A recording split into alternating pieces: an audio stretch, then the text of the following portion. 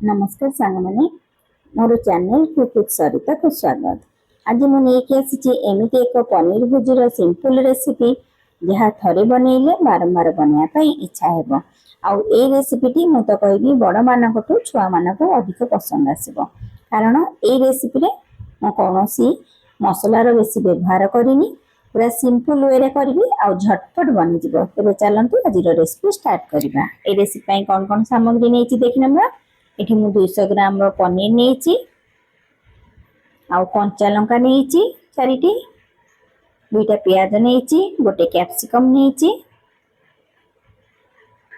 और गोटे टमाटो नहीं। एबे ए सब जिनस को छोट छोट पीस करके प्रथमे काटी नेबा।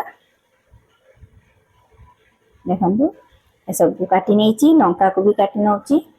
लंकाटा आपण आपण रुचि मुताबिक कम बेसी कर परिबे। आउ देखो पनीर को एठी मु ग्रेट करूनी आउ पनीर को एठी मु टिके छोट छोट भी बेसी करूनी टिके बड़ बड़ साइज करके एमती हाथ रे भांगी नेची। देखो पनीर प्याज कैप्सिकम टमाटो आ कंचा लंका सब जिनस एठी मोर भल भाव रे कटा सरी जाईची। एबे गोटे पैन गरम करिबा। एठी मु इंडक्शन करूची। देखंतु पैन गरम पई छाडीची। पैन गरम होला परे सेथिरे तेल देई नउची। एठी मु सोरिष तेल रे करूची।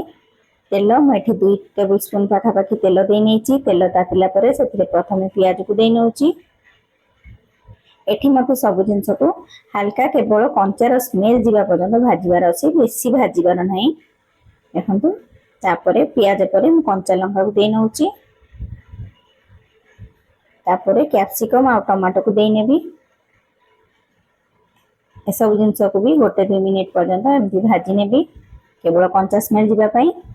परिमाण मुताबिक लुण दे नेची।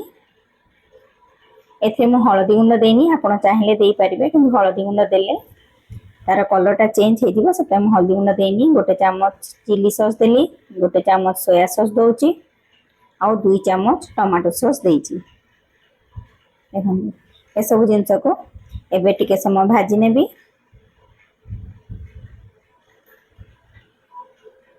एबे काटने जो भांगी की रखली पनीर ताकू दे नउची। पनीर को देला परे आउ 2-3 मिनिट भल भाव रे आपको कुक करने भी।